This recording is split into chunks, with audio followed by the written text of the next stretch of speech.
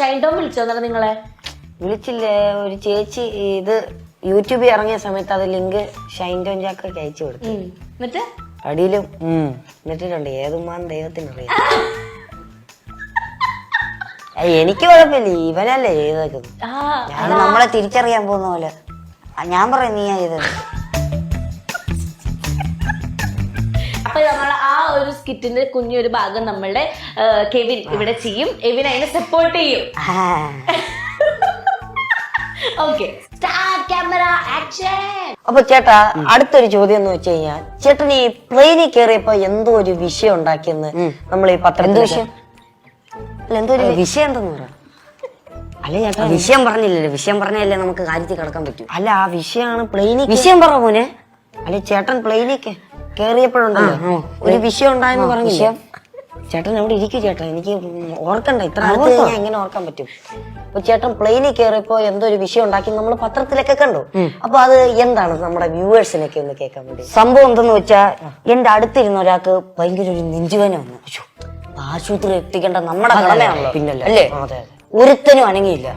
ഞാൻ എന്ത് ചെയ്ത്, പെട്ടെന്ന് താഴോട്ട് നോക്കിയപ്പോ നമ്മുടെ ആശുപത്രി ഉണ്ട്, അരൂര് ഹോസ്പിറ്റൽ. അയ്യോ, ഞാൻ അപ്പൊ തന്നെ ഫ്രണ്ട് ഡോർ തുറന്ന് എവനെ അങ്ങ് തള്ളിയിട്ട് കൃത്യം അരൂര് ഹോസ്പിറ്റലിൽ തന്നെ അവൻ വീണു. ചേട്ടാ, അങ്ങനെ ചെയ്താ പുള്ളി ചത്തുപോകത്തില്ലേ? ആര് പറഞ്ഞു ചത്തുപോയിന്ന്? ആളെ കാണാതെ പോയിട്ട് എത്ര ദിവസമായി? അല്ല, ഇയാളോട് ഇതൊക്കെ ആരെ പറഞ്ഞേ? അല്ല, നമ്മളിത് ന്യൂസിൽ കാണുന്നതാണല്ലോ. ന്യൂസിൽ കാണുന്ന എല്ലാം ഇയാൾ വിശ്വസിക്കുമോ? ന്യൂസിൽ കാണുന്നതെല്ലാം നമ്മൾ വിശ്വസിക്കണമല്ലോ, അല്ലേ? എങ്കിൽ പിന്നെ ഇയാളുടെ അച്ഛനെ ന്യൂസിൽ കണ്ടിട്ടാണോ സ്വന്തം അച്ഛനാന്ന് വിശ്വസിച്ചേ? ആണോ? ചേട്ടാ അങ്ങനെയൊക്കെ പറഞ്ഞു. ആണോ? അങ്ങനെയാണോ? അല്ലല്ലോ. പിന്നെ അങ്ങനത്തെ ചോദ്യം ചോദിക്കരുത്. ഇല്ല, അടുത്ത ചോദ്യം ചോദിക്കും.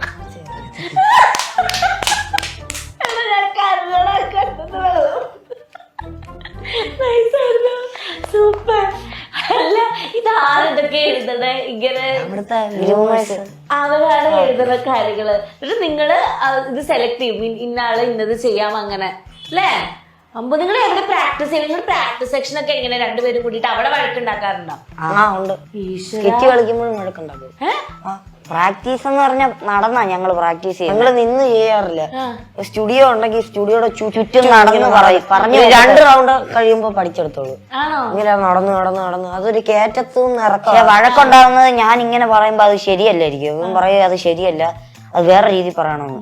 അപ്പൊ ഞാൻ അങ്ങനെ അടിയായാണ് കുറച്ചു നേരം പിരിഞ്ഞു കളിക്കണ്ട, ഞാൻ നിന്റെ കൂടെ കളിക്കുന്നില്ലെന്ന് പറയുമ്പോ മാറും. അതെങ്കിൽ അവിടുന്ന് വിളിക്കും, അടുത്ത കെവിനും ഒന്ന് കാണിക്കാൻ വേണ്ടി കയറുക, ഡയറക്ടറിനെ കാണിക്കുക. അപ്പോഴൊരു ടെൻഷൻ ഉണ്ട്, പെട്ടെന്ന് ഒന്നും പഠിച്ചില്ല. ഞങ്ങള് എന്തായാലും ഒക്കെ കാണിച്ചിട്ടൊന്നും. എന്നിട്ടാണ് ബമ്പർ എടുത്തിട്ട് പോണത്. പക്ഷെ നിങ്ങളെ ഏറ്റവും കൂടുതൽ പെൺവേഷം കെട്ടണത് ആരാണ്? അത് ഞാനാണോ? നീയല്ല.